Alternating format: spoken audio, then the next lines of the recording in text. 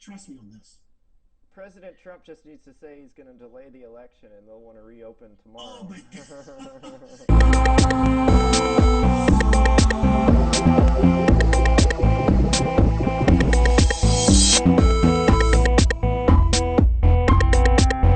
Yeah, I want to talk about Dr. Fauci. Uh, Mm, I found it interesting how the media tried to pit he and Donald Trump against each other. mhm. They say, oh, Donald Trump doesn't like Dr. Fauci, and that's the reason why he's not on the air anymore. And I'm thinking, I'm like, you guys try to find any little thing and try to find division in it and create division. Dr. Fauci is a scientist, he is a doctor. What do scientists do? They want to dot every I, cross every T, have data on top of data on top of data on top of data. Okay. Even when they have the data, they want to test that data and make certain, or you may say data or data, whichever you prefer, to make certain that it yields the results that they want it to yield, that there's no wiggle room in it. I get that.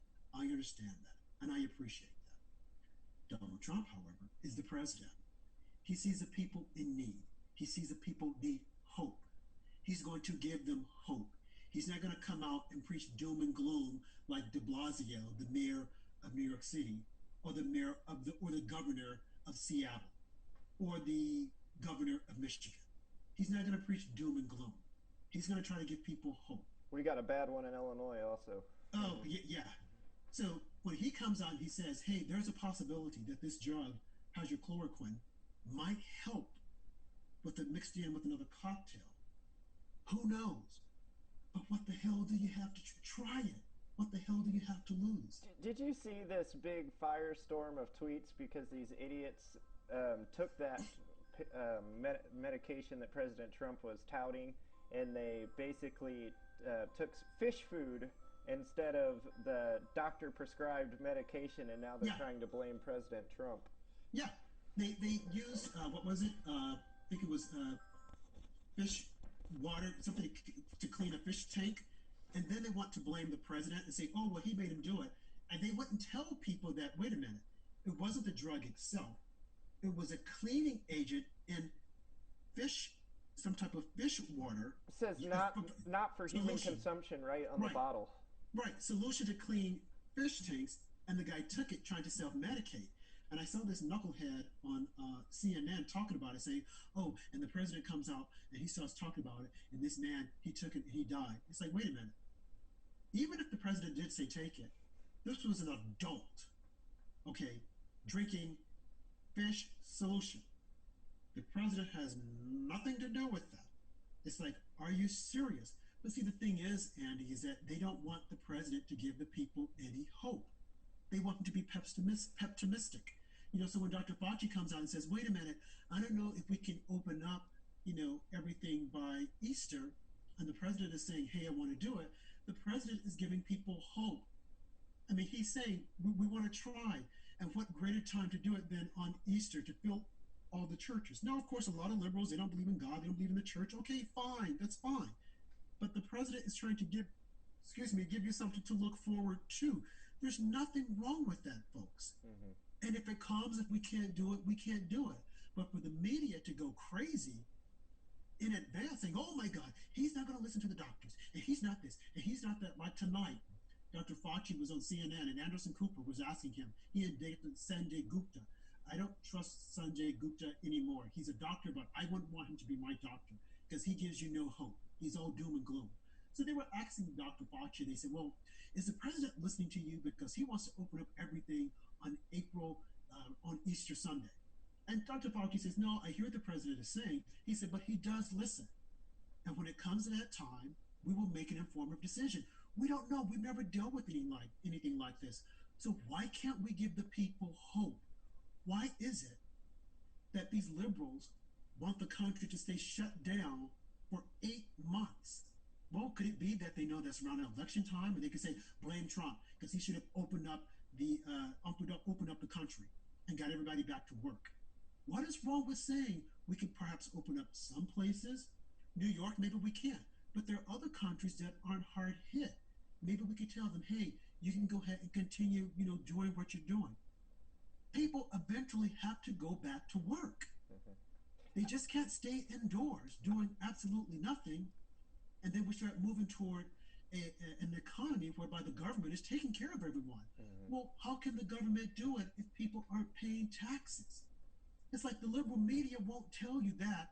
So I look at social media and I see people saying, oh, President Trump, he's only concerned about the economy while people are dying all over. No, people aren't dying all over. Any death is a bad death. But so far, only 900 people, it's unfortunate, have died. But if people don't go back to work, more people will die because they'll become depressed and suicidal.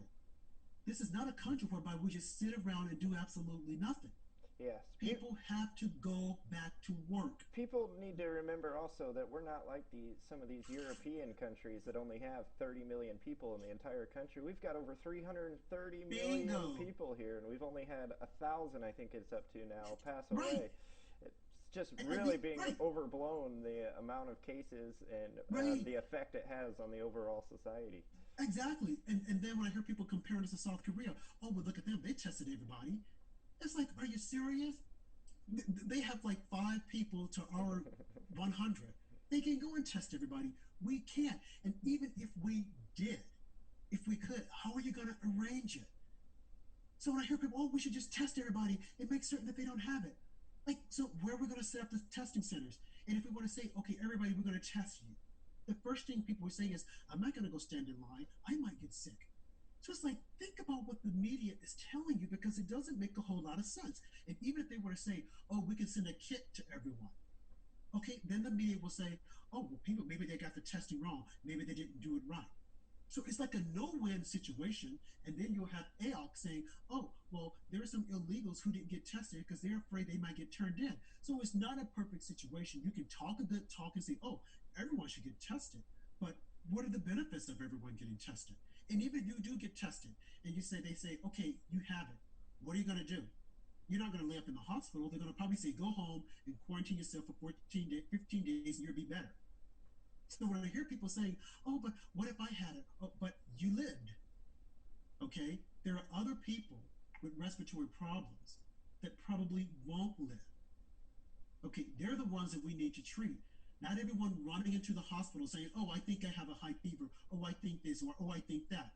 It's like, come on. What about the people who actually do have the symptoms and actually do have a compromised immune system and need that treatment? They're the people that we need to help. Hmm. Whereas you other people should stay at home the required time and then go out. We stay at home until, let's say, Easter, then it's like everyone can go out. What's wrong with that? Yes. But again, you have the liberal media telling people that's not good enough. It's just not good enough. Yeah. He has to do more. It's like, more according to whom? I Hmm. mean, they're the ones who should be quarantined. The media should be quarantined for, I bet you, if they were quarantined for 15 days, all of this hoopla would go down. That's the reason why the president's approval ratings are going up because people are tuning in and they're saying that, hey, this guy got this under control. Now, CNN, MSNBC, and all the other networks, they don't want to show him, but they're afraid that if they don't show him, the American public is going to tune into Fox or the other stations that are showing them, and then their ratings are going to continue to drop. So that's the reason why they show the president. And I think this is good exposure for him so they can see the man who he is and that he feels for Americans. And he's not out there preaching doom and gloom like the media is like the liberal media. Yeah.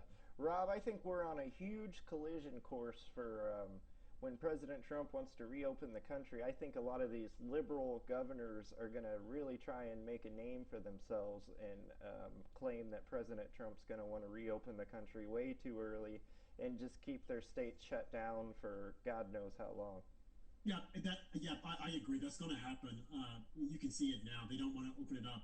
I mean, you'll have some states that are extremely small, probably have all of 100 cases of the coronavirus, but of course they'll swear up and down that they have more than that. I can definitely see. But Cuomo, on the other hand, he is leaning toward opening up the state, definitely opening up New York, because you can't. Again, people think about it. The country can't stay shut down, not shut up, but shut down. I wish they would shut up. But it can't stay shut down for 8 months. Now, I know you're thinking, oh, well, the government can take care of me. But again, the government can only pay out what it's collecting in. Now, of course, the government can write checks and they can create money and whatnot. But if that money doesn't have anything behind it, it's worthless. So eventually, we need to resume our normal lives and people need to go back to work. I need to go back to the gym. Other people need to go and do what they were doing. But we can't stay shut down indefinitely, although the media is saying that you should stay shut down inside for what? Just to listen to them preach more doom and gloom? So, my question to them, when is it the right time to open up? Some people say, well, we can do it in November. Are you serious? So even if we were to test everyone, they would still want the government, want these states shut down. We don't want to open things up. No, trust me on this. President Trump just needs to say he's going to delay the election and they'll want to reopen Oh tomorrow. my God. Yeah, he should say, okay, if we say shut down, we're going to delay the election. And they would immediately, if he were to say that, I guarantee you, they would say, oh, coronavirus, the numbers are going down. We're plateauing. We're there. But eventually, Absolutely. it's going to get to that. He's going to probably throw out that, well, maybe we should just, delay the election also. They would go nuts, that crazy, if he were to say, we're going to just delay the election and just keep things going the way they're going. People would get healed instantaneously by miracles if he were to say that. Hmm. What's really been inspiring about President Trump during this time is we already know he takes no salary. He just donates his entire salary to charity. And then the Democrats made sure on the relief bill that President Trump's companies are not to benefit at all from the relief bill, even though they are American corporations. Did you see that provision they put in the bill, Rob? Yeah, I think it's ridiculous. Well, for one, let's just analyze this, dissect it a little bit. They had initially said that his companies were bleeding and that no one was going to them, that people were staying away because he was Trump. As soon as he was elected, they said, oh, the occupancy rate on Trump property has gone down. No one is going. Only to find out later on that people are still going. They're going to his hotels, they're going to his restaurants. How could that happen? That's bad, bad, bad. Now they're saying we don't want them to benefit.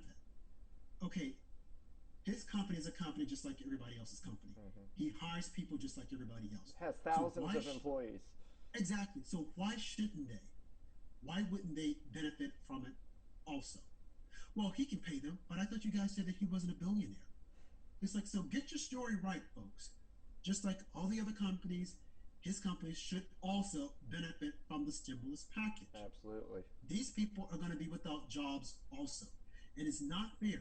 And I know the media would like to sit back and laugh at it. It just shows you how they're playing politics. This is Hmm. politics. And if I were those employees of Trump's businesses, I would go out and I would protest and I would make it known that you guys are taking money from our mouths.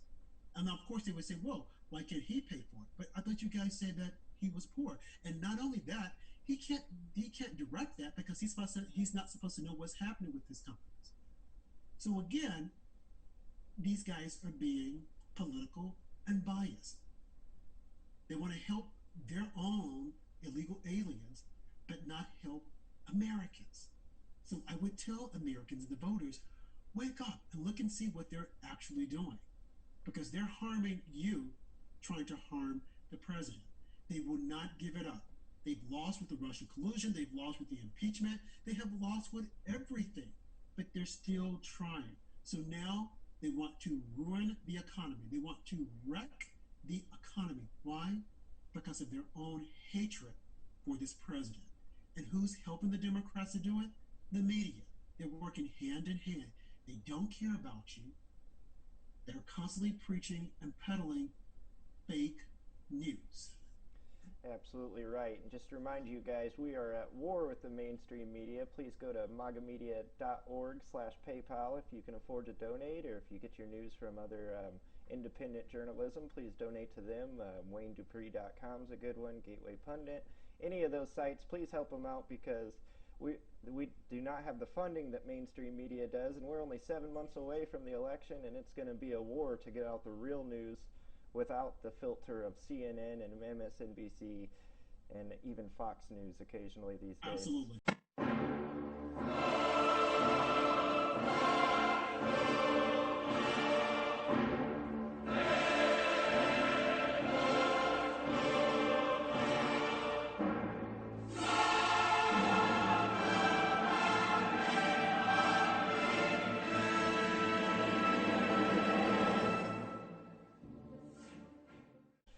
And Rob, have you been doing anything, watching anything on television perhaps, or anything to pass some time since people seem to have a lot of free time these days?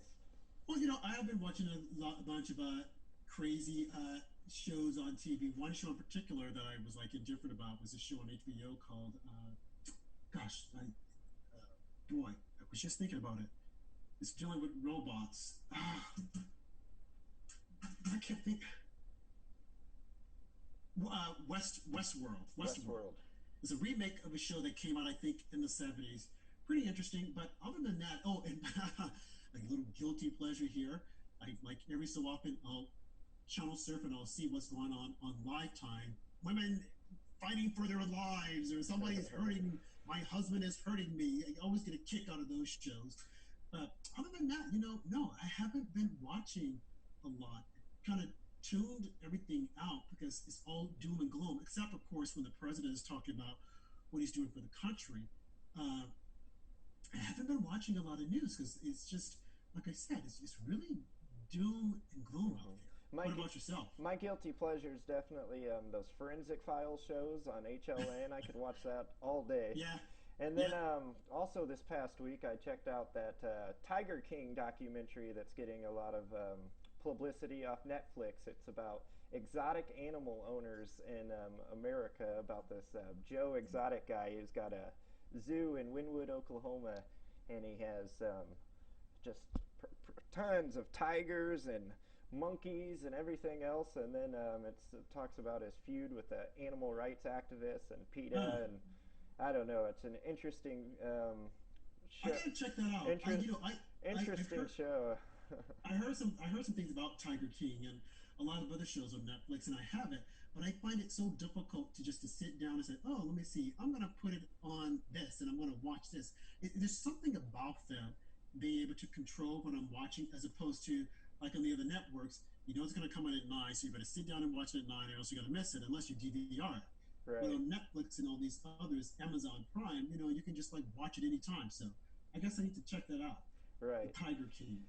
I've also went back. It's a good time to go back and watch some old movies. We watched the Austin Powers trilogy recently. I watched 12 Monkeys the other night. I've just been watching all kinds of good old movies and old shows. I'll tell you what I like.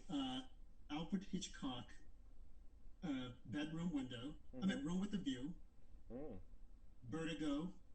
And a friend of mine just got me North by Northwest. Never seen it straight through. Now, these are really old movies that when I was a kid, my grandparents and my parents used to watch, and they would always be ushering me off the bed, and I'm like, oh, what is that? What is that? I want to see it. So now, I'm an adult. I've been going back watching a lot of these. And I got to say, the movies then, compared to the movies now, completely different. I mean, the quality, the storyline. The actors were so much better back then. Oh my gosh. They were 10 times better. They were believable. They got into it. Whereas the people now, it's like, oh, well, I'm this person and you're going to like me. Like, not necessarily. I mean, I cannot tell you one movie that I watched this year or last year that I really enjoyed. Now, there was a movie that came out that dealt with an amphibian, like water called Water or something. It was a kind of cutesy movie, but then it had all this crazy sex stuff, and I'm thinking, are you serious? So it's just, the quality of the movies now, they're just not good to me anymore. Absolutely. Even regular TV, I don't watch situational comedy because I find it so contrived. Now that I don't want to hear anything about the news, I might flip it on there, but I'm thinking, are you serious? This is what people are watching? Like, give it a, like, no. I'd rather go to the old, like I said, Lifetime, women who are in danger, and see which woman is in danger now. Of course, I can figure out what's going to happen before it gets to the end. But just the idea of them running around saying, "Oh my God, he did this to me! Oh my helpless maiden!" I find it rather interesting. Yes, one more thing I watched that was actually a really good watch is on YouTube. It's called Dark Side of the Ring, the Chris Benoit story. It was about Ah, that professional wrestler who killed his whole family back in, I believe, 2007. It was a yeah. really interesting watch. They interview the guy's family, Uh-huh. the wife's family, and a bunch of the wrestlers. It was just really interesting to see how that all went down. I remember when that happened. It was Yeah. a crazy I, scenario. I used to be a big wrestling fan. Hmm. Now, not so much now because I find it's like kind of fake, but it was even fake then. But I think it was Sunday. I watched the Bruiser Brody story. What happened Oh, to him? okay, yeah. Yeah, Hmm. and that stuff is really interesting Hmm. because you hear the story when it came out, He was but you killed in know like the Puerto detail, Rico or something, right? right? By another wrestler, Hmm. and the Von Erichs. I used to love the Von Erichs Mm. and how Kerry Von Erich he killed himself, and the behind the scene on these back then these wrestlers and what they went through to obtain fame and fortune. And I think back in the days they were really into it. Now I think the wrestlers are all about, hey, this is who I am. Adulate me, glorify me, yada yada yada. Some are serious about it, some aren't. Hmm. But man, just hearing those stories, it's unbelievable. The Great Moolah, Hmm. the Kamala, not Kamala Harris, but there was a wrestler called Kamala The who was Ugandan supposed to be giant. yeah, the Ugandan giant from Africa. And I think the guy had diabetes. And there's another wrestler, Kane. Hmm. This guy is a politician, Yeah, he's the mayor of Memphis. right? The guy is smart, and he said that he will go around and educate. He's a patriot too, I believe. Right? Yeah, he would educate the other wrestlers and tell them, look, you're not going to be doing all this the rest of your life. So you have got to, take your money and invest your money. So the stories of these guys is unbelievable. There's another guy who was a wrestler on WWE.